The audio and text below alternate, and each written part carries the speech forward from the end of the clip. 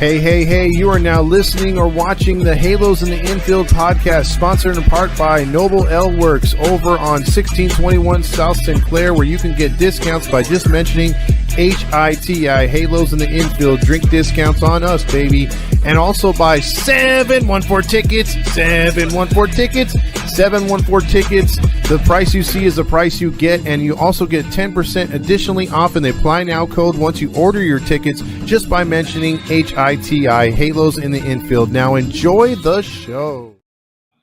Hey, hey, hey, welcome in on a Saturday evening. It is the Golden Bike time. What is that? That is the Katella Chronicles end of the season 2024 rendition of the award show. Third annual, by the way, between Halos in the Infield and the Katella Chronicles. I am Todd Fox, along with the host and the showrunner of the show, Mr. Dominic Lorenz. What's up, folks? How we doing on a beautiful Saturday night? Glad you could be here. He is your Jimmy Kimmel for the night, and we are the supporting cast, me and Fernando, and that is the Lone Star Halo from Texas. Hello. Hi, everybody. I'm so happy to be here once again, surrounded by all of these wonderful bikes. Can't wait to give them out to the deserving folks. I feel a big question here tonight is, who are each of you wearing tonight? Oh, Chanel. Oh. I'm wearing some ebony, so ebony and ivory, actually. I was just saying, like, someone's got to be wearing the golden dong, something golden related. But Todd does have a little gold in the Angels hat, so that might work. We all have a little bit of golden dong in here tonight, folks. In here, some sort of dong. I got that dong in me, as the kids like to say. Well, tonight's show, we're going to have several categories we're going to get through. We're going to talk about the season, throw in some jokes, and then also, pander to the comments. So get in your comments while you can. We'll read them. We got some from Instagram chiming in, also from YouTube and other various spots that we're going live on X as well. So that being said, Dominique, let them know what the show's about, how we're going to run it tonight. Absolutely. So for the third annual Katella Chronicle Golden Bicycle Awards, it's basically our way of enjoying what didn't or did happen to the Angels this past season, and with one of the worst seasons in franchise history.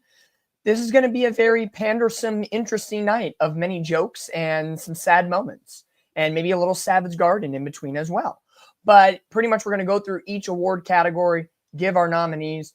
Todd, Fernando, myself will discuss the awards a little bit. You guys can throw in your comments to see who you think could be the winner tonight. We posted on our Instagram page. The fans voted, and we have our winners. So all 10 categories, we'll find out who's going to win tonight, and we're just going to have a good time doing so. So, gentlemen, are we feeling good? Are we ready to roll for the third annual Katella Golden Bicycle Awards? I'm ready to rock. How about you, Fernando? I'm not just ready. I'm ready, Freddy. Are you?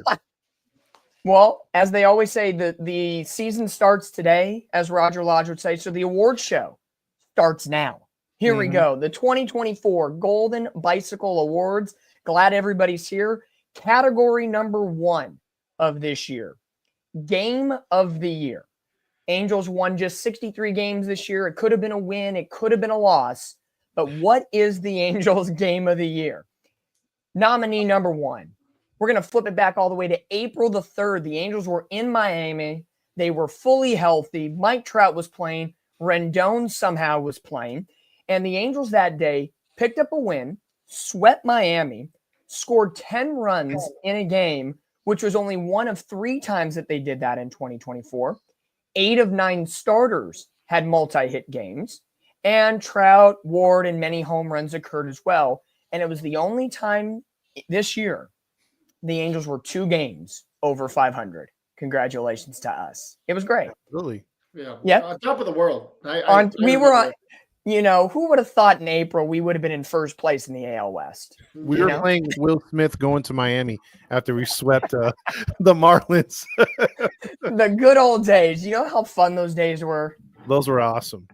Then we go to June. June 9th, no pun intended, 6-9. And the Angels finish up a series against the Houston Astros with a walk-off win. Logan O'Hoppe to the short porch and left against Josh Hader. The Angels score 4 unanswered runs in the 8th and 9th to get a series win against the Astros. Not bad. June was not great, but we're surviving, right? We were surviving. We still had somewhat of hope left in our season. And then last but not least, when all hope was lost, but just for a moral victory, because we know how we love moral victories, September the 4th. My favorite as an Angels fan. Exactly. September the 4th, a 10-1 win against the eventual World Series champion Dodgers. Angels slap them for 5 runs in the first. And then, if they kept going, Griffin Canning had a 6 2/3 quality start that night with numerous strikeouts, even against Shohei Ohtani at the Big A. And the Angels got a big 10-1 win against the Dodgers. So, gentlemen, I'll leave the floor to you momentarily. Who do you feel should be the winner in this award? And Fernando, we'll start with you. Well, I would have to say that game in Miami personally, because at that time the vibes were immaculate, the vibes were high. We didn't know Patrick Sandoval was the ace we all needed at that point of the year. We were ready, we were hyped. A lot of Angels fans were still saying stupid things like, "Hey, you know what? We are going to run down the West." So, in my opinion, that was basically the last time where we played some meaningful baseball games. I'd have to agree with Fernando. I remember being at work and I couldn't wait to get home to do a late. I think one of those games, I think the last game of the sweep was a day game. So I was like, man, I can't wait to get home, and I can't wait to get on the post game, do a late post game, and be kind of honkish. Because I'm like, hey, man, we need to finish April with a winning record. And guess what? We got a winning record so far. So I was like, full steam ahead, baby. You know, is a wild factor. And to that note, One Jets pod comments, 2025 World Series champion Griffin Canning. Now, we all know Canning is not an Angel anymore. He is a Brave. And, of course, you know what that means. Griffin Canning is going to be an NL all-star candidate next year because, you know, everybody that leaves the Angels has better days. Oh, absolutely. But in the spirit of Game of the Year, April the 3rd, June the 9th, and September the 4th, drum roll, please. Who gets the one? Let's see. And here we go. The envelope is open, and the winner is 6-9, June 9th against the Houston Astros. Logan O'Hoppe walk-off special against the most expensive closer in Major League Baseball this year, Josh Hader. And the Angels got a big divisional win against the Astros at the Big.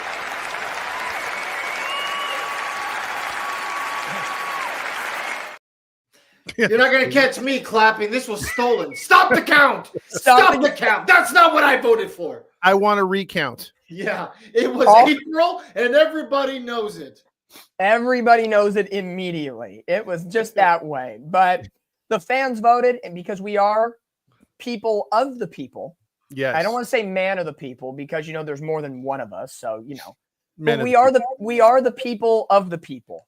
And the people have spoken, and they wanted June 9th against the Astros. So the Golden Bicycle goes to that team, and more so Logan O'Hoppe for putting his bare-chested self, shirtless self after the walk-off on display for those fans to see. Nice. Love it. Here we go. Award number 2 of this Katella Chronicles Golden Bicycle Awards. We have the play/moment of the year. Now, I will say, and I think we all could agree, there are many positive and negative moments that could have happened this year, right? You know, last year, I think we were in the company of anything with Squiddy Poo would have been the moment of the year. And Todd would have loved every single minute of it. I would have had a heart attack, but go ahead.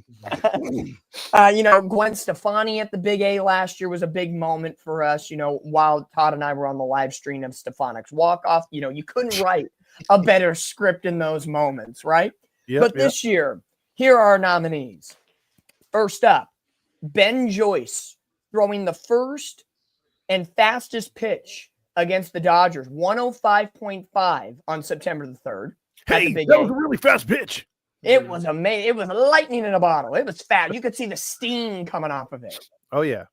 Then you had Kevin Pillar's 4th of July defense, 2 incredibly defensive gems against what is now going to be listed as the Oakland A's. That will now change. The Coliseum is no more. A home run rob and a diving grab in Oakland. And then last but not least, Zach Neto becoming a 2030 player in Angels franchise history with 20 home runs and 30 stolen bases. Todd, what are we feeling for this one? I love me some Pilar. I was up and down on Pilar all season. That doesn't sound right. But Pilar, I think we are all saying some suspect things tonight. Be prepared. It's only award number 2. We got a long way to go. This is with no alcohol. Yeah, right. Pilar, yeah, he should have. I think my vote goes to him. How dare you? Fernando, how is doing?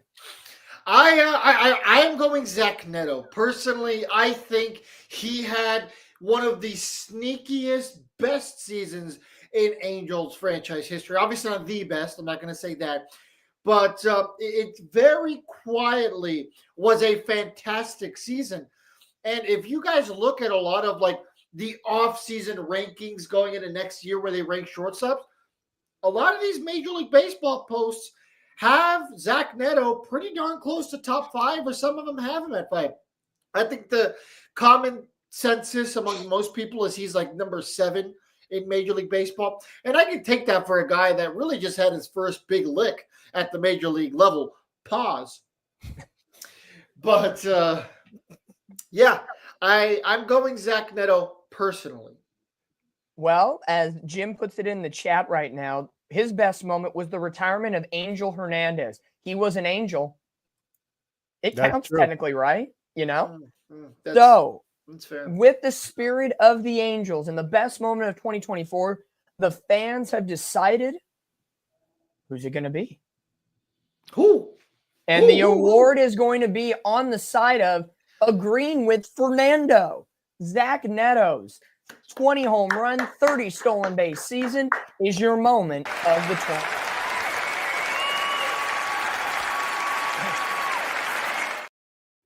See, you knew it was Zach Neto because he gave him an aisle seat.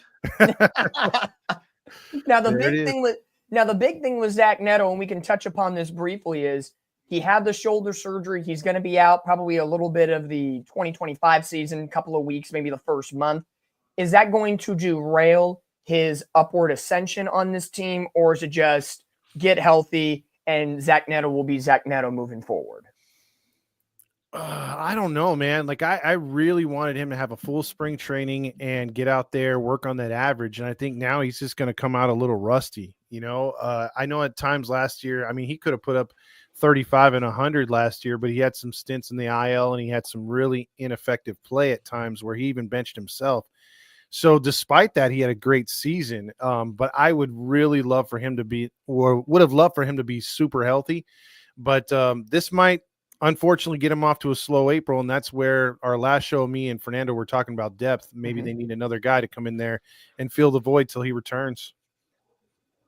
I'll say this. I think Zach Neto is going to prove here that he's ready for the spotlight and he's ready to be that guy here in Anaheim. If he can come in what most likely May, and be ready to go, because he's gonna miss the first couple weeks of the season, is what they're saying. So May or hopefully not June. But with all that being said, he's not gonna have any spring training. He's just gonna get thrown in the fire. And a good major leaguer is able to figure it out on the fly, make adjustments on the fly, and he's gonna really prove right now if he is a top 5 shortstop in Major League Baseball, and if he's capable of being the next guy here in Anaheim. Because I think that Zach Neto and Logan O'Hoppe are going to always duke it out to be the next guy here in Anaheim. So, you know, Zach Neto can really gain some points here if he's able to come out hot. Yeah. Yep. Absolutely. I know a lot of people in the chat are saying hopefully it's not like David Fletcher when he had that injury that kind of derailed his contract. And you know, the Angels with Perry Manassian have been very active in the free agency market, signing a couple of veteran middle infielders as kind of a platoon situation because of the Neto surgery and situation. So, and of course, throughout the offseason, we'll all talk about that in much more depth. But, you know, just want to get your thoughts on that right away as we move on to the next. And speaking of the guy in Anaheim, we always want to know who the guy is going to be. And this category is always so fun because to me, it's a Halos in the Infield tradition. Todd talks about it every single post-game show.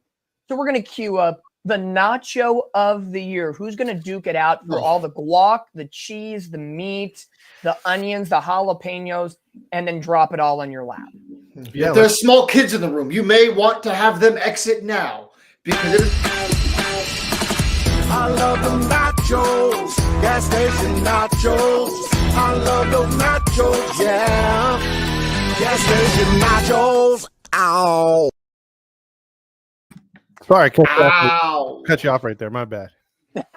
No, this is a category where I think we all can agree it could go from top to bottom in this organization with the dysfunctionality and everything that goes along with the Angels, and us fans have dealt Brady with has his a pick lot. right here. The whole organization. Exactly. But there are 3 guys duking it out this year, and your nominees are Anthony Rendon, the perpetual winner of this award. Boo. Yep. Boo. A guy we had huge hopes on for 2024, and it didn't work out. Brandon Drury. Boo. And a guy that's supposed to be an ace of this staff that has thrown a no-hitter with the Angels. Reed Detmers. Ooh, Reed Detmers. That's one we didn't expect to be in there, but yeah. You know, for me, it was a guy that ended up going to AAA for a good third of the year and having an ERA above 5 that just maybe cemented his positioning in that case. Because if you're a major league guy who's thrown a no-hitter and supposed to be high draft stock, comes on in and supposed to lead this rotation, and now he's being outplayed by guys who were converted bullpen pieces like Soriano, you're going to find yourself in a nacho year category this year with Katella Chronicles. So, Fernando, gentlemen, who do you think? I think it's hard to take anybody other than the $38 million man. I mean, he is one of the most highest paid baseball players on the planet right now. Honestly, he's one of the highest paid athletes on the planet right now. And to not even get a single home run is absolutely baffling. To not even break your record. He was within 2 games from playing the most games he's ever played in an Angels uniform in a single season. 1 more, and he would have tied it. And he wasn't even able to get past that. I had hope because we saw quite a bit of clearance on the year, and I was like, hey, he can go on the IL for like 10 days twice, and I still think accomplished his mission, and he didn't. The baseball season was too long, folks. There was too much going on. We need to shorten that thing. So a lot of bad takes out of him, a lot of bad baseball out of him. It can't go to anyone other than Rendon, in my opinion.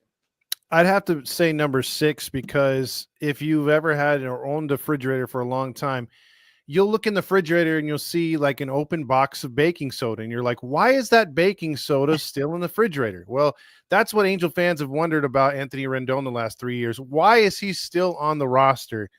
So, yeah, there's so much negativity with number 6. My vote also goes with number 6. Are you sure you're not voting for Steve Elise as well? No, well, you know what? Yeah, she does influence me. So, yes. There is a little bit, voters can be swayed here. You just got to pay them off. In this you hear that, Electoral College? That vote counts for double the points. There you go. Sorry, that's a California vote. So with double jeopardy included here on the Nacho of the Year, the award's going to... Oh, drum roll.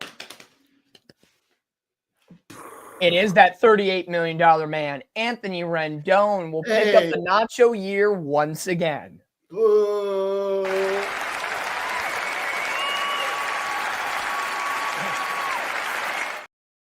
See those people clapping? Those are the teams that didn't sign Anthony Rendon. Yeah, pretty much. Yeah. Now, what would it, like, in all honesty, what would it take to get him off the Angels? We'd have to send him to like Korea or Japan. No lie. Yeah. No team would take him here. And we'd have to send a bunch of cash. Honestly, I don't care which Korea at this point. Number 6 just needs to go. He would play in North Korea. I'm pretty sure he'd have some incentive to play. Yeah. But how long is their season? Oh, I don't know. I mean, it could be 365 days. I guarantee you he would play.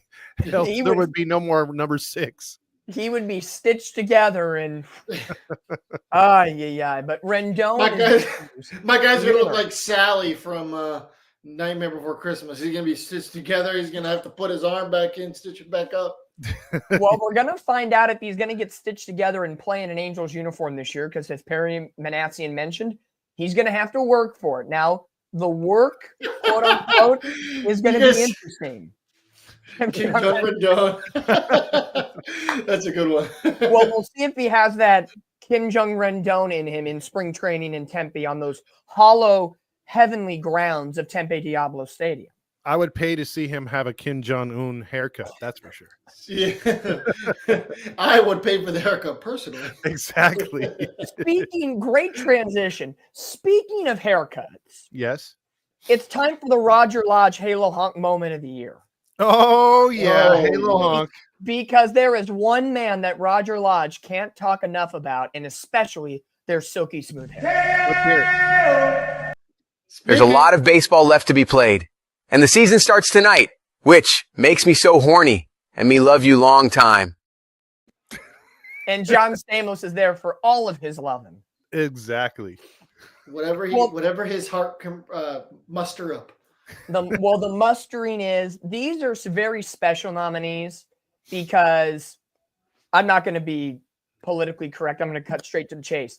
We have taken takes from other podcasters and using it against them here in this award. I love this award. This is my favorite one so far. This is the one, and Todd will have time, but we'll let the viewers figure out who we're taking it from. Exactly. Okay. Where are we going to go? So here we go. Nominee number 1, and I use them in quotes. Angels fans need to hit Artie's ego in order to invoke change. I love that one. Nominee number 2. Angels can't bunt. It's unsuccessful, but it's Ron Washington's fault. All right. These are also asshole takes. Should be the asshole take of the year. As we say on the Unfiltered Sports Pod for our Tuesday football, it'll be the Bronze Bleach Butthole Award. And last but not least, knowing the Angels season sucked, but we're all thankful we didn't lose 100 games. Because 99 was just the right amount. This isn't fair. It's one show only, right? Wait, 99? One more loss. What? Play that again. One more what? One more loss, which could have been a win. It could One have more been. loss, and we could have been at 100.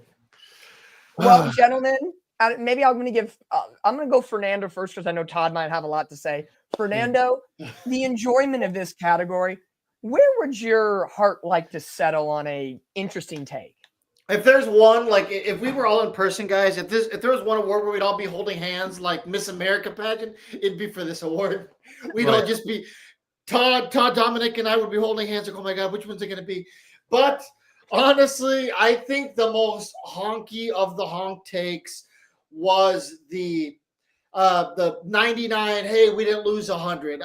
I think that is the Mac Daddy of bad takes. That is the Twin Peaks of bad Halo honk takes, if you will. Go ahead. No. I as you say 99, my supplement to that is the Angels may have 99 problems, but Artie Moreno went 1 based on the Halo honks. Oh yeah. Hey, he spends money, guys. He spends money. That's all that matters. Do you know beer prices are low?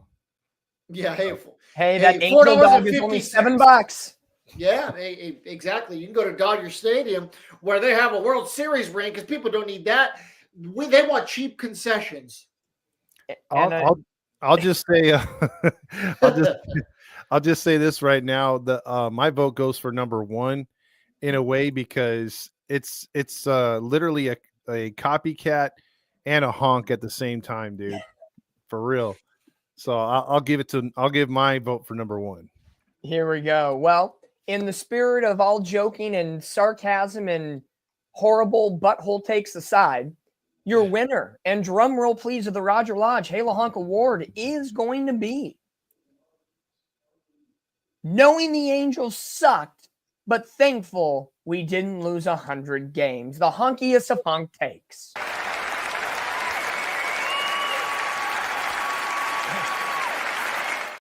Wow, winning.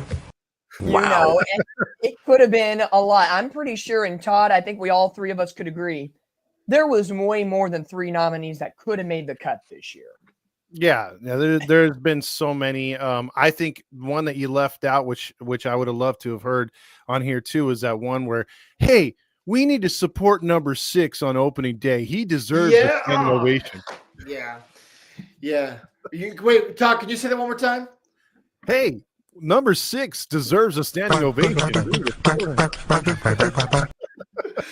That's what needed to play as you were saying that, because that was the ultimate bad take. Yeah, that was a terrible take. The fact that some people actually did it was crazy. Yep. It was the best honorable mention we could give this year. If any award had an honorable mention, that was it. It goes to show you what a site that is run by 2 former Cincinnati Reds fans who grew up Reds fans, who bought an Angels page, and who have most of their listeners or watchers or participants as bots from India and also Asia. Dr. Cincinnati Red. Well, speaking of Cincinnati. I'm talking about top plays, by the way. Top plays. Speaking of Cincinnati, top plays, some people say, things are bigger and better in Texas, Mr. Lone Star Halo. I would say so. Well, in this case, things are bigger and better for the Goldenest Dong of the Year award. Award number 5. The dong's coming out and it's showing off time. This is where we come to play. And unfortunately, Willie Calhoun did not make his own category list. But I will say this, though. We have to play this in honor of him. Yes. It's a big Calhoun, the golden dome, for the player who stood out all day long. Stiffest competition on the field, halos in the infield, who's finna be revealed.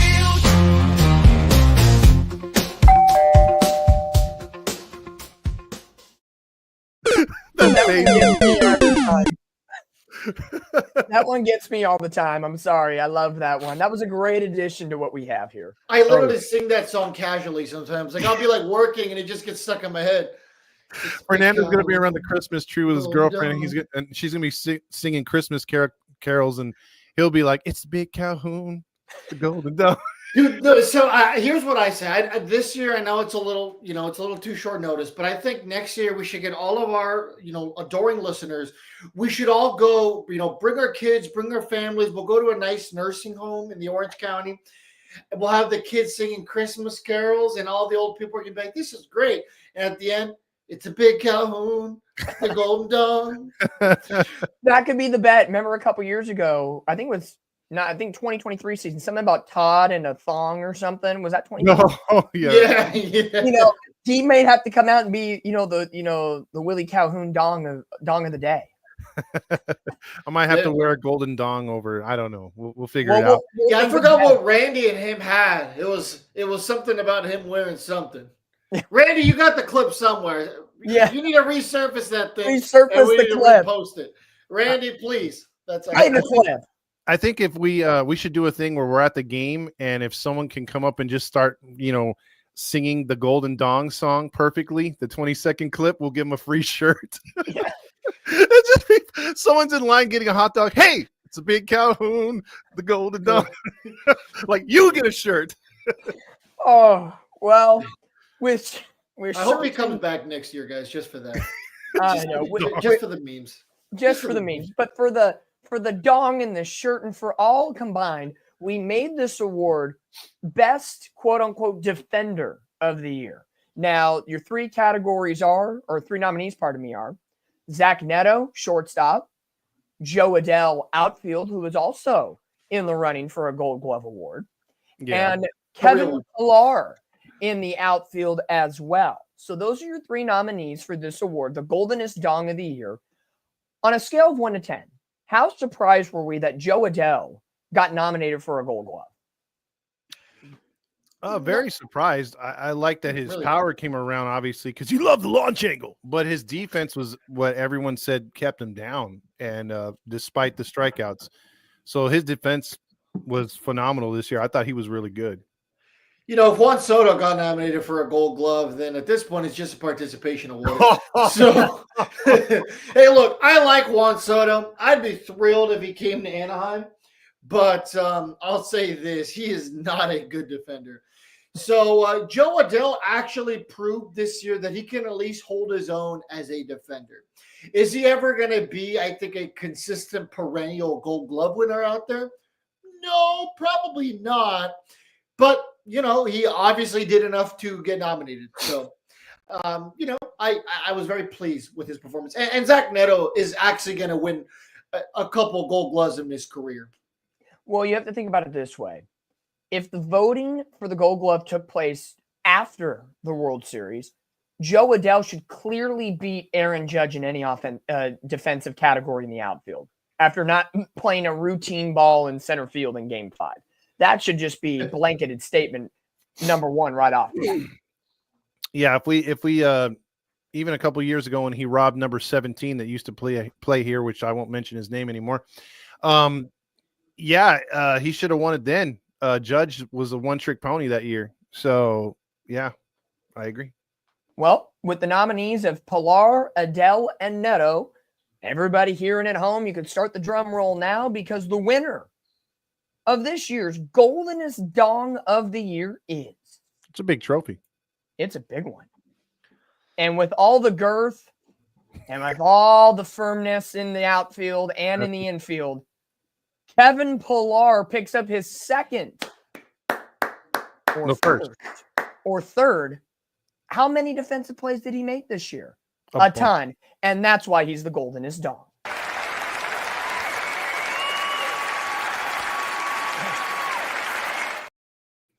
There you go. That, dude. That dong, even at his elder age of in his 30s, that dong is still strong with this. That dong is strong in him. You know, we came down to a couple names when me and Fernando first started this page, and I think the firm in the outfield was up there. That was one of the names. Or girth in the outfield, one of the two. Yeah, girth in the infield, outfield. There's a lot of opportunities. You know, if everybody looks at the top right corner of your screen, the brand new Halos in the Infield logo that we all voted upon, that was the one I voted on. It was a very touching, I think we all deserve a round of applause for the new era.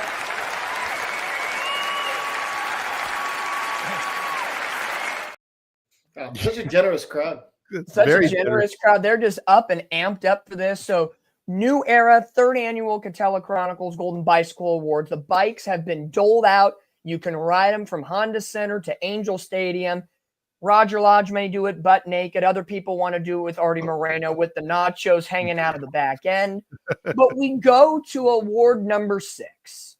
Number 6. And no, Anthony Rendon is not involved in this one. I hate to break it to the fans that want Rendon. And we should cheer for Rendon and support him. Was that crickets I heard? I don't think anybody supported that one, right? No, nobody did. Nobody By did. the way, we're working on that FanDuel network. As soon as they come up with the music, we'll have it. Trust me. Sweet. This award goes to Best Newest Addition to the team.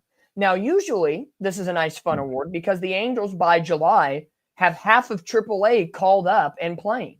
And if you remember from the month of September, it happened again. So, pretty much how it happens. AAA is a bit generous, Dom. Hey, AAA is, now that you mention it, it's mostly AA Rocket City. Yeah. AA Rocket City. So we're going down to AA to Alabama. But 2 of these players, or actually one of the nominees, did actually play for the Rocket City Trash Panda. Here we go. Your nominees are this year: Kevin Pilar, coming in last second and making huge dividends when Mike Trout went out. Eric Wagaman coming on in from AA Rocket City to fill in the Anthony Rendon, Luis Rengifo, Brandon Drury dumpster fire mess in the infield. And then a guy that we got in the Luis Garcia trade to the Red Sox at the trade deadline, having a great year out of the bullpen in the last month and a half, Ryan Zefrijan. are your 3 nominees. Again, little slim pickings this year because most of everybody performed poorly. Because I don't think we wanted to put, Jack Lopez in this nominee category because I think dropping a ball against the White Sox wasn't the best new addition to the mix. No, not in this category. So, I don't know if there's too much to say. I'll pose the question here. Does Eric Wagaman have a shot at making the big league roster with the Angels breaking spring, not just because of Zach Neto's injury, and knowing now that Perry Manassing's made 2 middle infielder veteranship moves to supplement some holes in the infield, but does Wagaman have a chance of beating those guys out? A chance, sure. But obviously, as the Angels continue to add depth, I think it's going to become increasingly less likely. I think he's probably going to be a 4th or 5th option come, the beginning of spring. Once May rolls around and he's starting at third base, and, it is what it is because everyone else is hurt, including the popcorn vendor. And that's no disrespect to him. I just think that he needs some time to cook, as the kids say. Okay. I think Wagaman's going to – I'm going to agree with Fernando. He's going to have a little bit hard time getting that spot because there is more depth there now. And who knows who they're going to add. So he's really going to have to ball out in spring training. We'll see what happens with Anthony Rendon because that could open up some holes. If he becomes a bench piece, I don't think Wagaman beats other people out for the job. But at least for the little bit of time that he was out there, he did some good for the Angels. And Hole is also a name for number 6, but go ahead. What was that again? Say it one more time. I said Hole is also another nickname for number 6. It's right in the middle. Right in the middle. Yes. So here we go. The award, drum roll, please. Pilar Wagaman Zefrajan. The winner of this year's Best New Addition is, as the card reads, for the second award tonight, back-to-back style, Kevin Pilar wins the Best New Addition. Yay.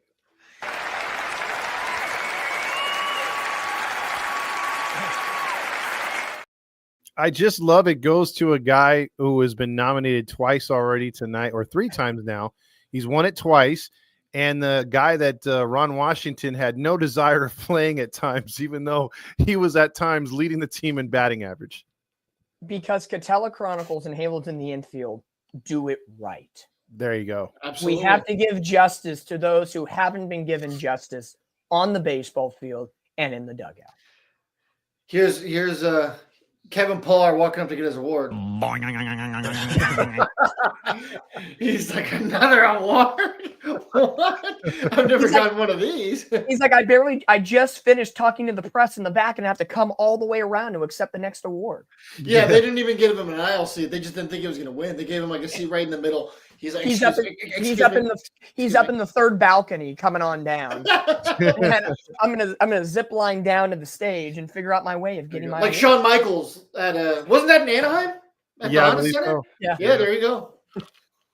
Well, with the Best New Addition wrapped up, we get to our final 4 awards of the night, and this one is always a hilarious one because it is the blooper of the year.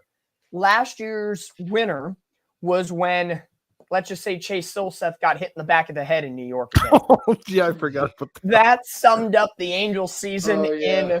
if there was a nutshell of all nutshells, that didn't just describe the Angels in 23, but I think it described us the last decade.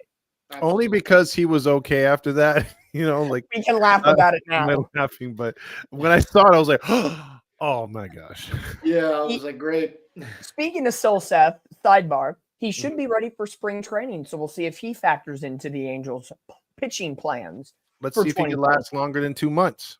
We'll see what happens. But speaking of lasting longer than 2 months, and that's not just an in-the-bedroom situation, but for the Angels on the field, it's spicy for a Saturday. Come on here, folks. I love it. I love it. This is an award because the Angels are a laughing joke. Not 1, not 2, not 3. But this is the only category this year that has 4 nominations. Oh. There was a tie in the nomination process, so we decided to have all 4 jet in and give the fans an opportunity to vote. Who is the blooper or what is the blooper of the year? And here are your nominees. Is it losing 5 of 6 games versus the Oakland A's in Oakland in the final year of the Coliseum? Potentially so. And also, those games, the Angels lost the last 5 of those 6. So a 5-game losing streak ever in the O.Co Coliseum, the Coliseum, whatever it was called throughout the years. Ricky Henderson Field. What is it? The Oakland Ballers now with that independent league team that has bad. Well, they played a different stadium, but yeah. That well. Number 2, the Angels having a closed door meeting after game number 1 of the season. And it was an off day. Yeah. And a supplement to that one, it's the blonde herself. I'm honestly, someone's going to have to help me out. I'm literally blanking on her name at the moment. Erica Weston? Mrs. Mendez? Erica Weston asking Ron Washington. Remember, the Angels played on a Thursday, had Friday off, and played on Saturday to begin the year. She asked them on Saturday morning to be, in the pregame show, why did you have a closed door meeting? Well, I thought we needed one just to keep our mojo going. Well, why did you need to keep your mojo going? We got our ass spanked in game 1. Why did you get your ass spanked in game 1? Were you not there? That's what we were talking know about. what's happening? Was her eye asking the question, or was it her? Oh, that's mean. So that was nominee number 2. Nominee number 3, the Angels getting swept in embarrassing fashion by the White Sox, who finished with the MLB worst record of 121 losses in a season. Or, last but not least, the Angels getting swept a grand total of 11 times in the entire 2024 season. There's a lot to chew on this one. Absolutely. If there's ever a time where they need we need to just grab a saw and split the award 4 different ways, it's probably this one. Mm-hmm. But personally, I think what takes the cake was getting swept by the Chicago White Sox.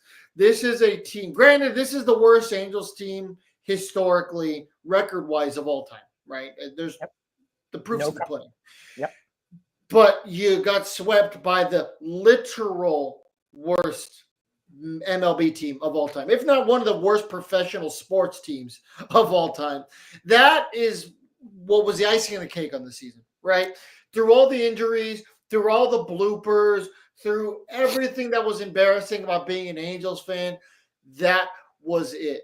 And I think the worst part, all of us could agree by the time that happened, we just kind of shrugged it off. We're like, yeah, well, whatever. And in the fashion in which they lost those 3 games was awful. Yeah, didn't they got spanked, right? 2 out of the 3 games? Yeah. One of them was extra innings? No, the first game they had the lead going into the 8th inning, and that was the Lopez dropped infield ball, and then it all steamrolled from there. I think I'm going to agree with Fernando hands down. I don't think you need to split this award. I mean, you lose to the White Sox the way they did, and this is a team that historically gave up some of the most runs in Major League Baseball history while scoring the least amount. And the fact that their fans sold that place out 3 nights in a row trying to get to witness history, and the Angels could not help them out. They were literally cheering for us. Yeah, and they were literally booing the White Sox. The Angels fans, the Angels players are like, listen, we have a great opportunity here. We let down our fan base every night at Anaheim Stadium, one of the worst home records in all of baseball. Let's accomplish something great and do it on the road as well. And they did that. Hey, Artie's probably saying, if Chicago fans are cheering for us, maybe we move the Angels franchise to Chicago and we will take the White Sox. We'll be the Anaheim White Sox. Then you have the Chicago Angels. There you go. There you go. go. I know in the comments section, there is some other people chiming on in. Edwin said, Ron Washington blaming Guillorme for not bunting the ball. Give me 30 minutes of your time and I will go on a rant on that one. He is a veteran. I don't care if that pitch is 3 feet behind your ass. You bunt the damn ball on a suicide squeeze. That's all I will say, because other podcasters thought I was incompetent and don't know the rules of bunting, but someone who's been in baseball for more than 2 decades of my life. Thank you very much. Look, I'm not going to give it away who said that, but they're brothers. So yeah, we'll just go with that. Oh, yeah, the pointing. Yes. So as we point, let's point to the winner of this award. They were all worthy. Let's see what happens. And the winner, drum roll for the blooper. Of I the think this year. one should get circus music as you announce it. Let's do it. Play it.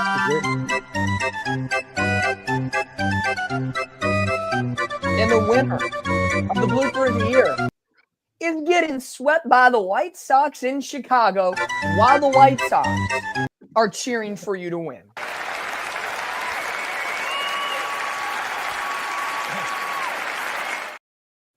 Yeah, there you go. The clown show. It had to be that at the end of the day, because the White Sox lose 121 games. It's dumb. I was dumbfounded that the Angels couldn't even get one win in that series. Hop in Artie's clown car, folks. Yeah, Let's you go. gotta remember about that series, though, guys. As I point, that was literally the series we thought, okay, they'll win 2 out of 3 at least against Chicago, and there's no chance of us to get 100 losses. So when they got swept by Chicago, 100 losses was very much alive and still on the table. Well, didn't the Angels? They didn't win the last 6 games of the year because they they clinched. They clinched like a game at home, that final homestand, and that's what made them bulletproof at losing 100. It's like that. It's like Jimmy Fallon in the movie Fever Pitch. I am bulletproof. You know, and that was the Angels theme. We are bulletproof. We may not have run down the West, but we are bulletproof from 100 losses ever in franchise history. Exactly. You could take that to the bank. So with the blooper of the year out, it's now time for a little sadness. And maybe this is time for Savage Garden. I don't know. We'll have to see. Because we are going to announce the nominees for the Heartbreaking Injury Award of 2024. Let's play some Savage Garden. Let's do it. I will be strong, I will be faithful, 'cause I'm counting on a new beginning, a reason for living, a deeper meaning, And I wanna stand with you on a mountain, and I wanna bathe with you in the sea, and I wanna lay like this forever until the sky falls down on. Two things about Savage Garden. Number one, since we started using that for our show, there's no way that they haven't noticed that their like listens have gone up. They're like on Spotify. They're like, are we actually getting checks now? $6.50. A lot of people thought Nickelback was losing it. I think Savage Garden is going to make the reboot. Yeah, there you go. If they go on tour, Todd needs to be there crowd surfing. I do. During that song specifically. And number two, I didn't get to say it on air, but I called Todd like the next day. So my girlfriend's cousin got married. And why is that relevant? Because during the wedding, I swear I tried recording it, but I was in line to get food. They played that song at the wedding. And the only thing I could think of was, why is this song playing right now? Hey, it might have been the Savage Garden, fan club at the party. There you go. Yeah, maybe. You never know. But Oh, fan club. They said far club. fan club. Farkus. It's the same thing. So here is the beautiful thing about this. The beautiful thing about the Savage Garden video that just played, 2 of our 3 nominees were in that video. First up, Mike Trout having double meniscus tear. Not one, but when you go for the daily double, you got to go for both. You got to have 2. So double meniscus tear for Mike Trout ends his season. I believe that was late April, early May? Yeah. It feels so long ago. After one single at bat in AAA. I honestly, when I saw the second injury happen, I thought it was like an April Fool's joke. I'm like, okay, come on, yeah. we know he's injury plagued, and then I had to like put it in the chat, and everyone's like, no, it's real. I'm like, what the? Yeah. Number 2 nominee, Anthony Rendon pulling a hamstring after there was positive to his season. In his first 19 games of the season before getting injured in Cincinnati, See how we talked Cincinnati and it comes back around? Full circle. Anthony Rendon in 19 games was batting .313 on the season. We thought there was some hope. And of course, it got dashed from our breath, from our hearts, from our guts. Out it went it was almost like a Jack in the Box of Roger Lodge just coming out. Of disappointment. Yep. L goes the halo. Down goes the halo. Oh, there you go. It's even better. Last but not least, say adios to Patrick Sandoval until probably 2026 due to Tommy John surgery. 3 devastating injuries. Would they have made a big difference at the end of the day? You never know. There was positives. Sandoval had a great start in Miami. Anthony Rendon batting .313. And Mike Trout was hitting some pretty good home runs. A lot of Han Solos, but hey, he was hitting the ball. So, for you guys, what is the biggest of the 3 for heartbreaking injury of the year? Sandoval because of his competitiveness, but I have to give this one to Dr. Quinn, medicine woman, diagnosing himself number 6. I haven't done this yet, but I will take you guys a peek behind the curtain like I'm a Hall of Fame voter. And I personally voted for the Mike Trout injury. Now, certain Halo pages out there who like to point will tell you about like, well, hey, guys, he started off his season pretty well. And don't pay attention to the batting average. He had hit like 10 home runs. I think it was 11 home runs. At the time, he was hurt. Now, that was pretty impressive considering he only played for a couple weeks. But the point is, this man, after already having injury-plagued seasons, injured his meniscus, right? Okay, hey, we give him a couple weeks off. The kid's going to be fine. And then he comes back. I think he even had a couple delays the first time. Yep. Finally made it out to AAA. And in his first at-bat, injures the meniscus again, the other meniscus, right? Yep. So there you go. That's my vote. It's great. And I love what Teamer 20 says. He witnessed both Mike Trout's last games in 23 and 24. So he's the bad juice. Get out. Get out. Move. Watch from home. We love you. Thank you for supporting. Watch the post-game show. Follow the podcast. Halos in the Infield. Katella Chronicles. Do your business. But just don't go to any games right now. We don't need that. We love you. We love you. But we love you. But as always, drum roll, please. Open up the envelope. Who is your heartbreaking injury of the year? And this year's winner is Mike Trout. Oh, Meniscus double tear. He is seen very emotional in the Savage Garden video. And Mike Trout.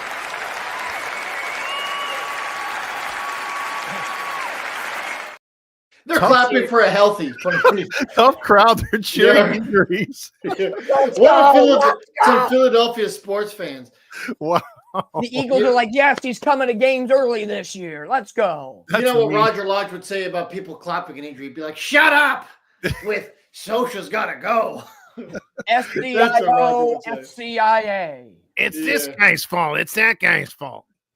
But, you should play the clip just for old time's sakes. Yeah, let me find it real quick. Oh, here we go. We got it. Anymore. I just can't.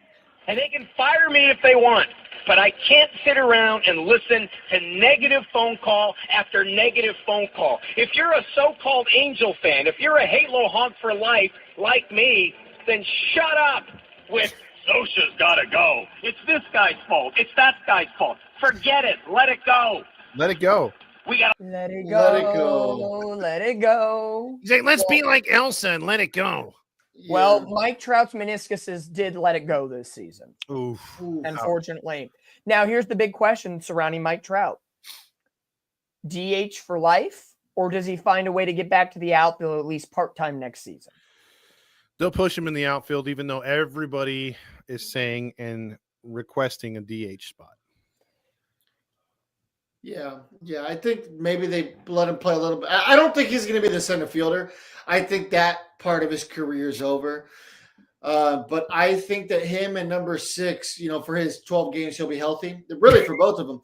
For number 6's 12 games and for Trout's 27 games, I think they'll be duking it out of DH. before the Golden Dong takes over at DH. I think number 6 is going to be like, listen, the NBA is on to something. I'm no longer going to be able to play back-to-back games. So one game on. Load management. Load management. Anthony LeBron Rendon. What a name. I love it. Hey, if the Angels want, they can hire me. I will move to Anaheim, and for that day that he's off, I will push him around in a wheelchair so he doesn't have to like lift a finger. There you go, Rendon. This is going to keep you healthy, sir. You know, the Angels did make a deal to make a trade. They gave Griffin Canning to the Braves, and in return picked up DH outfielder Jorge Soler. So that will factor in with Adele, Ward, and Moniak in the outfield alongside a healthy Mike Trout entering spring training and the season. We don't know what the season will look like quite yet.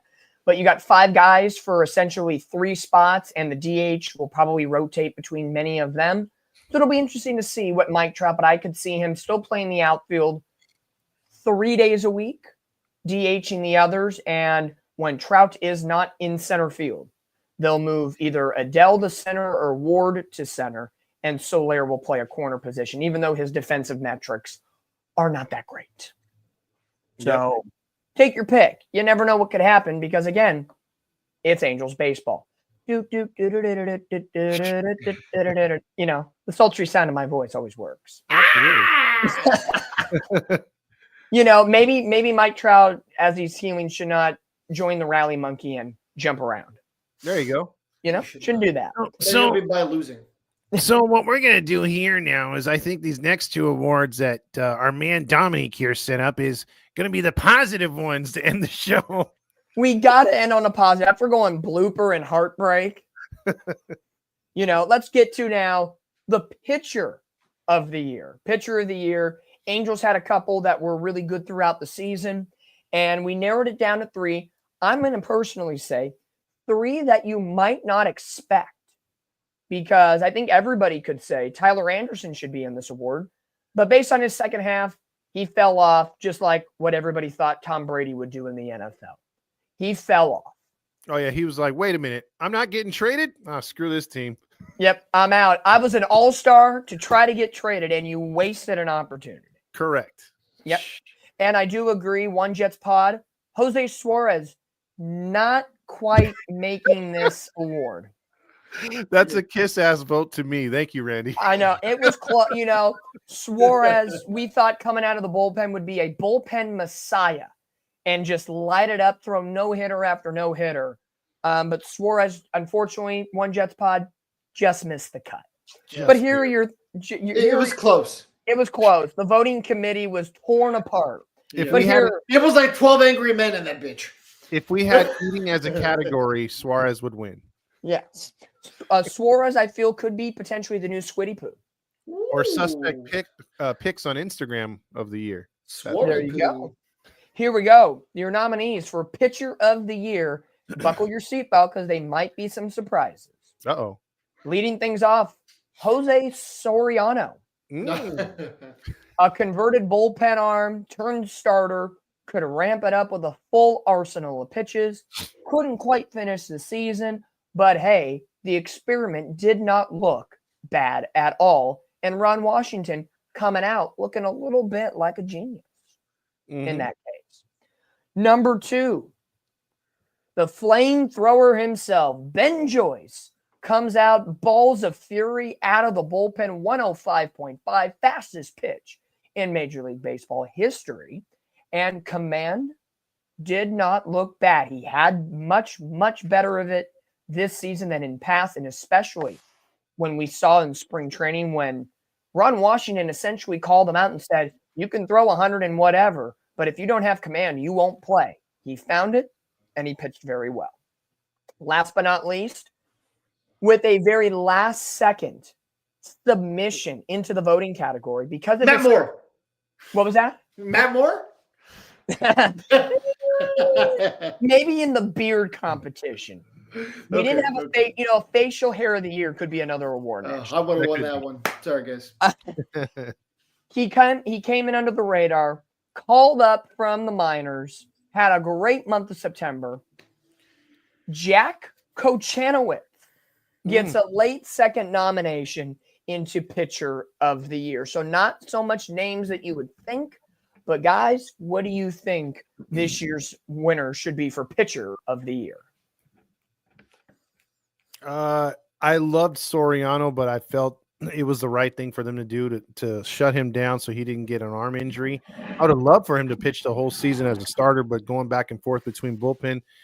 And then, our boy pitched really great, but he went in and out of the lineup as well. I thought when Kohanowitz got up there, he lost a lot of games like 3-0, 2-0, 4-2. They just couldn't score for him. His record looks bad, but he pitched his butt off down the stretch. So I think I'll give my vote to Kohanowitz. Yeah, he had 3 straight 7-inning performances, and if you take out his MLB debut where he gave up, I believe, 5 or 6 runs, his ERA significantly drops from the upper 4s, low 5s to the low to mid 2s. So one game, in a short span of statistics can alter, but I agree, Todd. Jack Kochanowicz, very nice numbers with lack of run support. And we call that the Jared Weaver. There you go. Or, the Patrick Sandoval for the first half of his career, really. Sure. We can consider that. So, honestly, this is the first award where, honestly, I think any of these guys could deserve it. Ben Joyce was amazing out of the bullpen. After having a really rough 2023, he was terrible last year.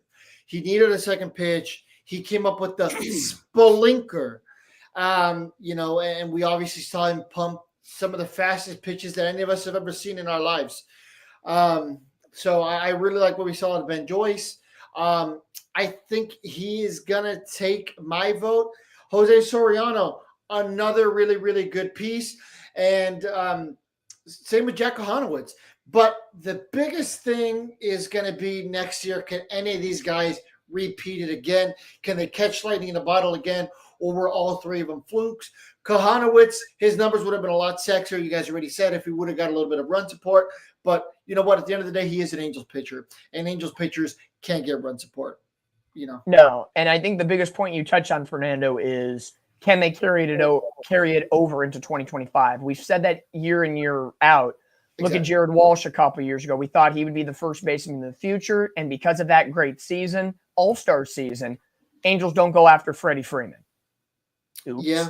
And then you have Luis Rengifo, who had a big year, and instead of going after a Trey Turner or a middle infielder of quality, Rengifo then has a much injury-filled 2023 campaign and a little bit of injury in 2024, but still positive numbers. So the Angels always 1 year behind or trying to grasp that fluke and trying to make that fluke something of flourishing at the end of the day. But overall, pitcher of the year, once I looked at the final vote tally from Halos Municipal fans and Katella Chronicle fans, I wasn't surprised that this year's winner is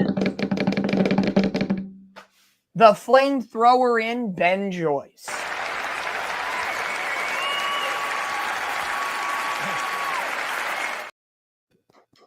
Mr. Ben Joyce is this year's winner. A lot of people are calling him the Francisco Rodriguez K-Rod of the future, and we will look to see if he can carry over a great 24 campaign into 2025. But quickly, before we get into the final award, the Player of the Year award, speaking of Jack Kochanowicz and the starting rotation, we saw the Angels pick up Kyle Hendricks from the Cubs on a 1-year deal. Soriano should be back in the rotation. Reed Detmers, for all intents and purposes, let's say he's back. And Tyler Anderson, 1 more year on his deal. Do the Angels go after that big dog starting pitcher, ace-level status to kind of round things out? Or do they piece and parse this starting rotation with another Kyle Hendricks type of guy? I think they've learned I gotta believe they've learned their lesson and they've got to go for an ace. You just have to. You can't sit back there and continue to throw 3s and 4s as your number 1s. It's just not going to work. So they got to understand Anderson's not that dude. Soriano potentially, but again, he'd have to do it for a year or 2 for me to even give him an opportunity to be number 1. So let's stop with the Heaney's and the Trevor Cahills and the Matt Harveys as number 1s. Let's get a real number 1. Absolutely, absolutely. I think the Angels need to get that front end of the rotation type guy, or at least the best they possibly can. And hopefully one rises up from the ashes. Maybe it's Dana, maybe it's Soriano, maybe it's Kohanowitz. You're hoping that one of those guys can develop into that. And hopefully a guy like Kyle Hendricks helps bring one of those guys to where they should be, to the next level, because everyone has good things to say about a guy like Kyle Hendricks. And maybe if they can get a guy like a Max Fried, I doubt like a Corbin Burns, but there's just a name I'm throwing out there. Or if they need to maybe get a trade guy to get a front end of the rotation guy, at least for the next 2 years. It seems like the Angels are making a lot of 2-year moves, which is comforting because normally it's 1-year moves. So that means that, they're going to try to contend at least a little bit, because I don't think they're going to make the playoffs this year, but I'm at least hoping to play some meaningful games. I'm hoping that in 2026, though, we're celebrating together in Anaheim because the Angels made the postseason. And worst comes to worst, we can always throw Jose Suarez in the rotation, right? Because I don't know why he's still around. My guess is that he has proof that Artie's on the Diddy list, but I don't know. Well, someone needs to clean up on the buffets, so that's his job. Yeah. Someone's got to eat all that bad food. Remember when everyone got that food poisoning a couple years ago? Everyone was hurt. No, but with the rotation in mind, don't give a rationale, because we'll talk about it through the offseason. 3 choices if you had to sign a starting pitcher today for this rotation: Blake Snell, Trevor Bauer, or Max Fried. Who are you taking? If the league lets us, I'd go Bauer. My Bauer's on their Diddy list, so we know that for a fact. That guy's never playing baseball again. Diddy or no Diddy, if he was allowed, it would be him. But if not, I would go Fried. I'm going out of those 3, Fried also. I've asked Todd off air if we should get a guy like a Blake Snell, and Todd's been adamant from the beginning that he does not want Blake Snell. I wouldn't mind bringing Blake Snell. I think that he has edge. I think he has character. He's not a leader. That's the difference. And we have Travis d'Arnaud, who was, Fried's personal catcher. So I'm kind of hoping that helps. And he's a champion. And Trevor Bauer isn't. He's dare I say, a champion at this point, because he has not played in Major League Baseball since, was it COVID? Yeah. Yep. There you go. Or, some people might call him a chokian, but either way. Well, I guess 2022 he pitched for a little bit, right? Because 2021 he had his first year as a Dodger. No, that was the year that he only made like 10 starts. Yeah, it was very minimal. I would agree with you guys on the Max Fried train, and I can't believe I'm going to say this. Grill Master makes a phenomenal point. He talks about in the chat about how Perry loves Atlanta Braves people. One, yep. Travis d'Arnaud, our new backup catcher who signed a 2-year deal, caught Fried when he was a Brave, and the communication is phenomenal. And d'Arnaud is supposed to be one of the best catchers to platoon with Logan O'Hoppe. Fried, I believe he's a West Coast guy, if I'm not mistaken. I'd have to double check that info on that. Pretty sure it's a guy. Yeah, so I could see the Angels landing a guy like Fried. We are left-handed heavy in this rotation, but hey, if he can pitch, let him pitch. And we could see how that happens at the end of the day. Yep. To the final award of the 2024 third annual. He's from Santa Monica, by the way. Santa Monica, California kid. Third annual Katella Chronicle Golden Bicycle Awards. Gentlemen, thank you for being here and bringing this relationship of Halos in the Infield and Katella Chronicles to life. So much good things going on here in the off season as well. Follow us on all of our channels. Like, comment, subscribe, all the fun things, all the housekeeping items that y'all know how to do. Like, comment, subscribe. A lot of new stuff coming this season. Hit the bell. Hit the bell harder than that fight last night. Oh, yeah. Anything is harder than that fight last night. Good God.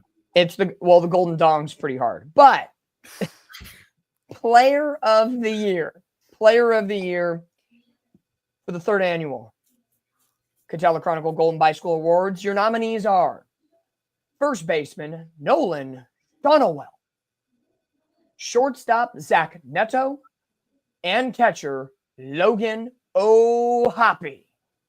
A lot of good ones over here in this category, gentlemen. Final award of the night. Who do you think is going to get this year's Angels Player of the Year?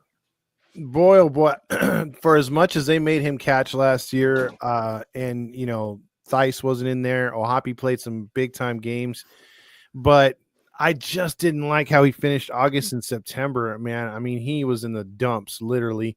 I think that's where Neto caught fire. He kind of carried the team. At no point last year did you see both those guys on fire together. And if they had been at certain times, the offense could have made up for the lack of hitting just with their two at bats. So I hope that that's the case this year. They're hot at the same time. But I'd have to throw my vote in for Zach Neto. Okay. Fernando? Zach Neto has my Oh. vote for Player of the Year. He was phenomenal. He had a good year overall. Logan Ohapi showed flashes, and I believe that Logan Ohapi is going to be a top 3 catcher in Major League Baseball very soon, maybe even as soon as next year, especially with a mentor like Travis d'Arnaud. He doesn't have to catch as much in theory. Maybe he can get off his feet a little bit. But personally, I think that Zach Neto just had a phenomenal year. Once again, it was the best year by an Angel shortstop that we've seen in this millennium. So, great year, phenomenal year. It was a sneaky year. People didn't see that coming out of Zach Neto, and I'm excited to see what he can do next year. The first of many MVPs, in my opinion. Player of the years. Love it. All right. Well, with the drum roll and the votes have been calculated, it was a close battle. But the winner of this year's 2024 Player of the Year for the Katella Chronicles Golden Bicycle Awards is the shortstop, Zach Neto.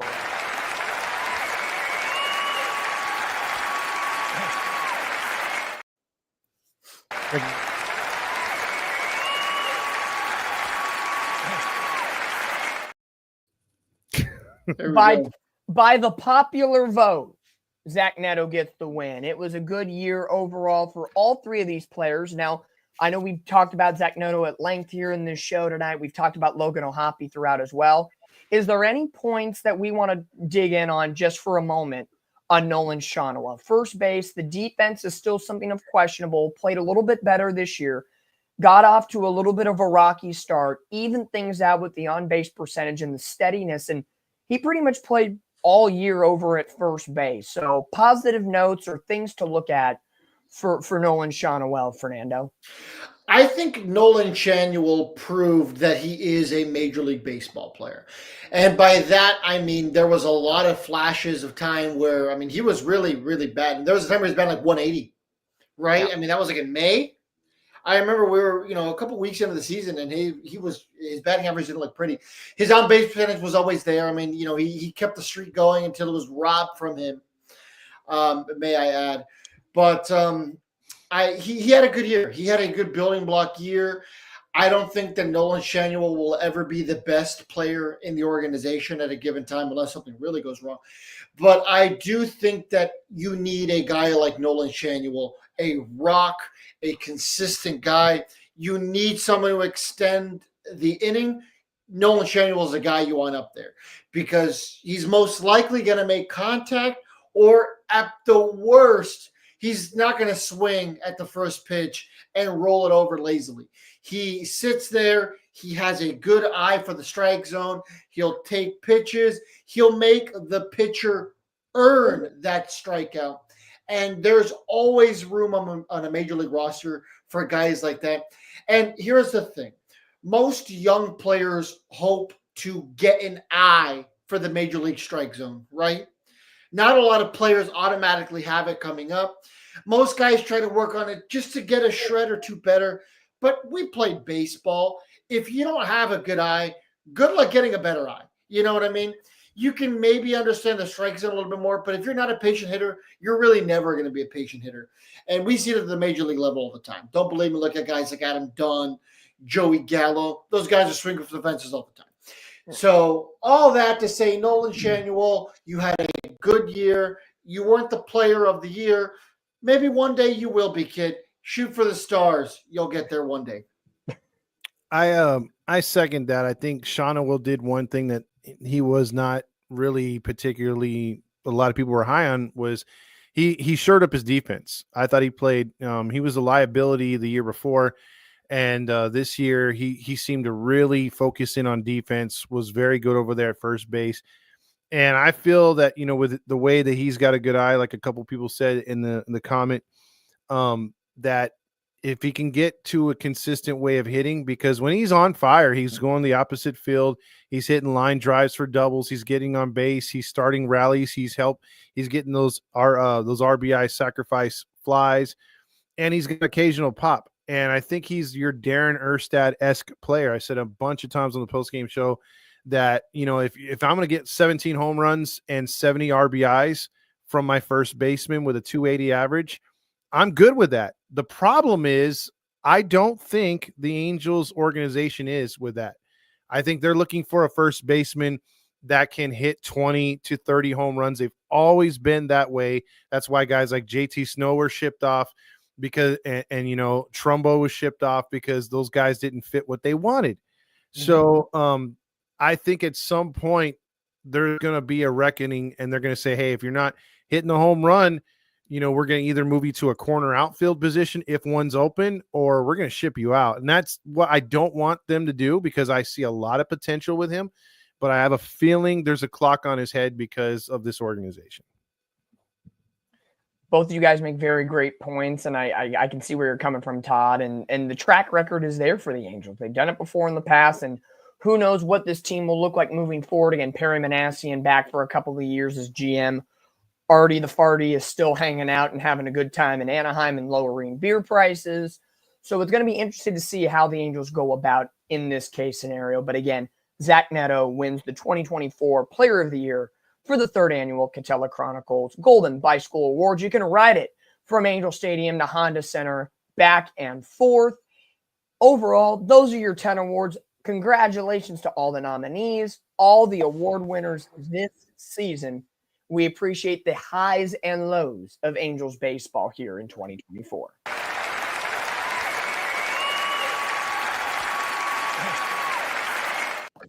Man, what a lively crowd. Oh, man, they cheer for anything. They're cheer for anything. They are down for it. But before we go, we appreciate everybody tuning on in tonight, commenting in the section. And final thoughts, because pretty much we have this tradition of doing the award show, and this pretty much puts a pretty bow on the Angels season. And now we are in full force of the offseason. The winter meetings are less than 3 weeks away in that sense from Dallas, Texas. Now, since it's in Dallas, Texas, Fernando, will you be sneaking in and attending? I am trying to find out which hotel it's going to be at. I would like to try to go there and ask some questions. So just like I want to ask the audience. Fernando may indeed become the literal fly on the wall for the winter meetings and the inside source for the Angels. But as we put a bow on this 2024 season, gentlemen, final takes, not just on the awards show in general, but just Angels baseball in 2024. I want Fernando to be there in Dallas with a Bucky shirt on and asking questions. I think that would be most appropriate. I'll put on my best Southern accent. Hey, Perry, I had a couple questions about you, so I had to put my Whataburger down. Which pitcher should we get? Hey, Perry. Yeah. Hey, Perry, we going to get them all, y'all? See, just messed up when you guys say it. Magnificent. Hey, Mr. Perry, magnificent. Yeah. Menasian. What? He's a mini Asian. Menachia. Yeah. Hey, I real quick, I have a couple questions. So the audience, you said they'll clap at anything. How do you guys feel about Smash Burger?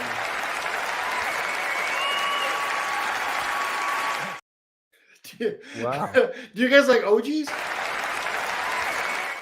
Oh, okay. Wow. They will clap at everything. They sure will. The Burger King anthem. How do they feel about, now that it's officially in the history books, the Bally Sports theme song?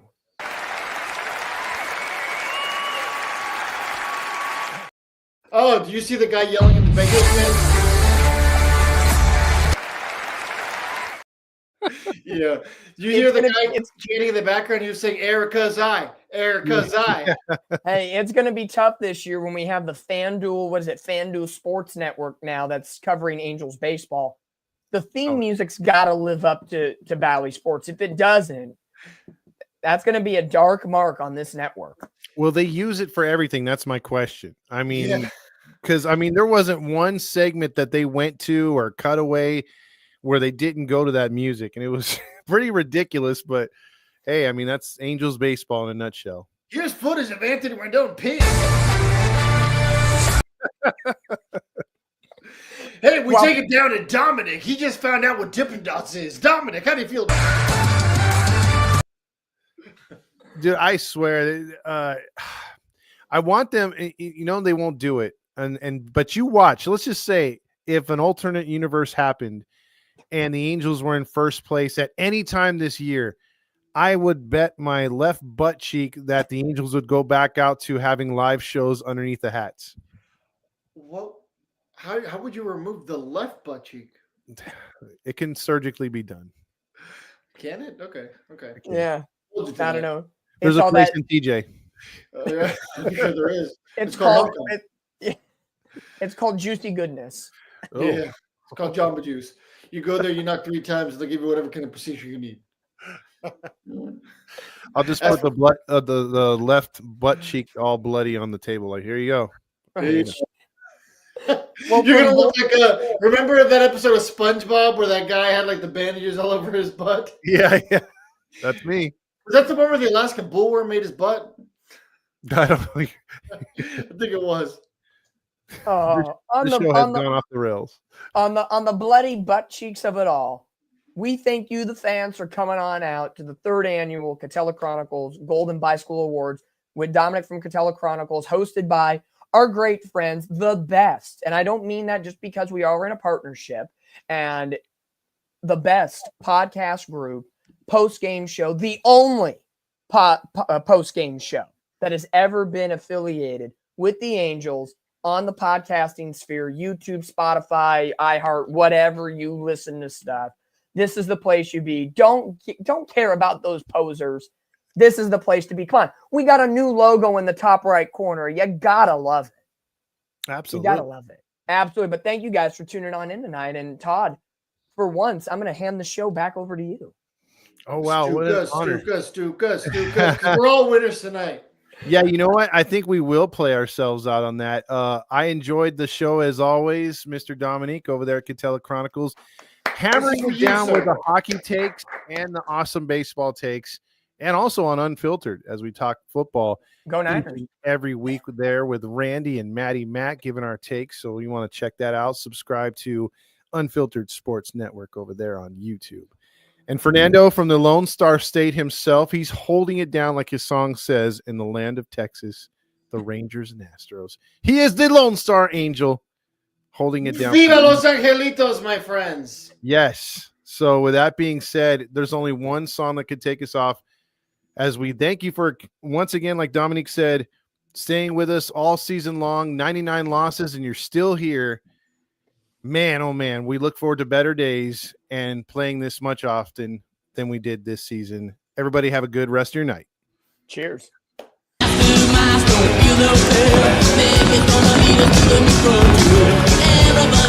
to play the perfect mouse